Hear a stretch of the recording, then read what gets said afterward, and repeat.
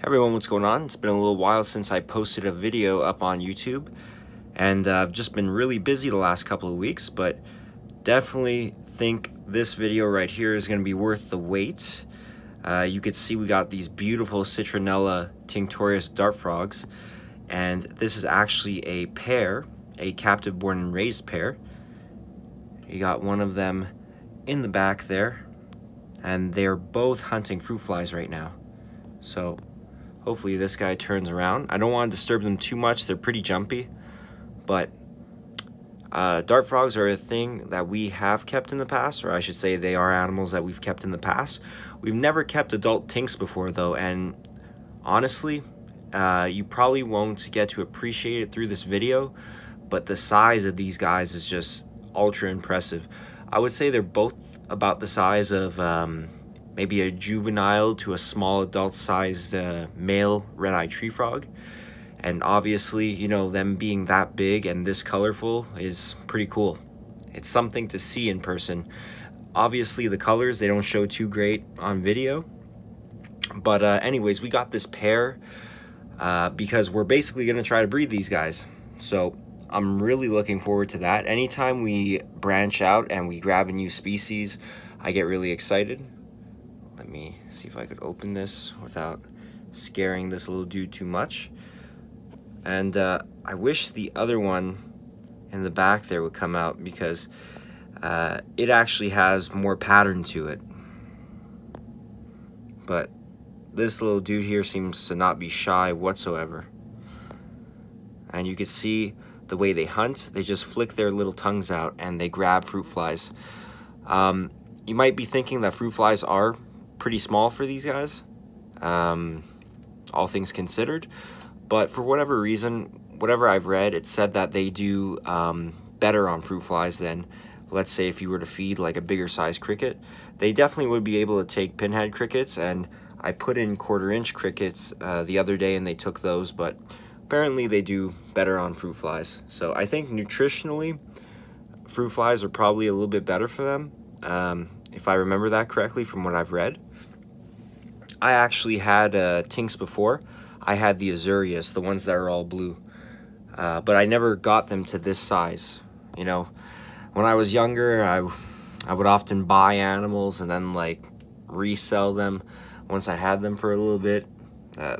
That's what really happens when you impulse buy things, but these aren't an impulse buy. This is something that both I and Joseph have wanted to get for a little while. I wasn't specifically looking to get this type, but we actually have two types. I'm going to show you the other type here in a second. But I'm really glad that Joseph did go with these guys because their color is, I mean, just amazing to see in person. But this one is really nice, actually. The one here in the back, it has more pattern to it, but it is just not wanting to come out. Oh, you can see it's poking its head out a little bit, but pretty shy animals, but not as shy as like some other frog species. You know, obviously these guys in the wild, they would be very toxic, so because of that, they're not really too shy because they have that great natural defense where if you eat these guys, you ain't gonna last too long. But of course, there's only I believe one type of dart frog that keeps its venom in captivity, and that's Terribilis, which is a small little pale yellow and sometimes gray frog. But I mean, look at these guys. They're so interesting to keep, and bang, we could actually see the color of that one in the back a little bit. You can see it has like a pitchfork almost kind of pattern on its back, but still having trouble seeing it. These are obviously great display animals just for the fact that, you know, typically their setups, they do really well in like a beautiful, nice, natural display like this. This is maybe a little bit small for this pair. We're just trying to get them settled in, really. You can see we got some nice leaf litter here. Joseph has actually even drilled the tanks. We actually have a really huge tank downstairs with a Shinisaurus in it, a Chinese crocodile lizard, and the tank is 8 feet long, and one of the reps of ZooMed, Anis, helped Joseph build it. I basically had no part in it. I'm not into like, well, I shouldn't say I'm not into naturalistic vivariums, but I'm not good at making them myself. But Joseph and Anna seem to have a real like knack for making them. This he just put together really quick. It's drilled. You got your Mist King on there. These guys are getting sprayed multiple times a day because the humidity is super important for any frog species, let alone dart frogs. So we've seen these guys enough. So these guys I know the name of. They're Citronella. These ones I believe because we got like a bunch of dart frogs in.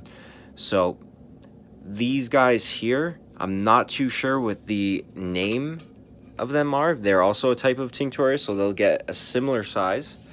These guys are pretty cool looking. I don't know if the common name is the blue dying frog, which is a weird name in itself because it's actually dying, like, you know, as in getting your hair dyed, dying frog, not actual, you know, frog that's about to die. But you guys could see these guys are quite beautiful as well. Seem to be a little bit shyer, you know, maybe not settled in all the way yet. You can see the fruit flies are kind of just crawling on this guy. He doesn't seem to be too interested in eating them, and this guy is considerably smaller than the Citronellas. So anyways, that's how he looks. The other one is probably hiding in that piece of cork bark. Trying to get this to focus in, but they have this, I believe is the male. They have really nice patterning on their legs. It almost looks like electric blue like webbing all over their bodies. So really nice. This one may, I think the name's starting to come to me. It's Oyapaka or something. Some kind of bizarre name like that. Anyways, these are the two pairs that we're going to start working with. We're going to grow them, and we will modify their setups eventually because, again, I had Tinctorias for a little while. It's been a little bit since I've done my my research on them, but I believe, you know, you need some kind of a plastic lid and a coconut hut, and they'll actually lay their eggs on that lid. And while this guy is beautiful, he is not as interesting as these guys here. And we got them both right there. And you could see, as I was saying, there's more pattern on that one there in the back. And yeah, the one at the back there is actually the male, I believe. Again, it's been a little while since I did my research on these guys, and I know you guys are thinking, oh, why are you keeping them if, like, you don't know off the top of your head certain facts. These are Joseph's, basically. They're in this holding tank for a little bit, which is why I wanted to get them filmed, because you may not see them for a little while, because Joseph is bringing these guys home. So Joseph's done all the research, and obviously Joseph knows what he's doing. But I probably should have Googled the facts, right? And then just regurgitated them on film before I posted this video. But I was excited. I wanted to show you guys these dudes as they were feeding. Anyways, what I was just trying to say before I, you know, threw up word salad right there, is that I believe the males, you're able to tell which one the male is either by the shape of the back or by heart-shaped toes, I believe. And from what I'm seeing right now, the one in the back seems to have the heart-shaped toes. It may be the opposite. It may very well be that it's the female that actually has the heart-shaped toes. I believe the female has more of a hump on her back. I'm not too sure, guys. But either way, you know, you guys should never take what I say as gospel. Oftentimes these videos are filmed on the very few days I have off, where I decide to come in. Usually after the gym, I'm pretty tired, so I may jumble things up from time to time. So guys, subscribe to the channel if you haven't already. Like us on Facebook, Safari Reptiles. And if you want, you could give me a follow on Instagram, Pulverizer JJ. And I'll actually be talking about that Instagram and possibly future plans on creating a secondary channel in the future. But for now, guys, that's the video. I hope you guys enjoyed these dart frogs. They're super cool to me. They make great display animals. They're not shy. They come out, they'll eat in front of you. And another nice thing about these guys, where a lot of cool frog species are nocturnal, these guys are diurnal. So they're active during the day. They'll hide and sleep at night.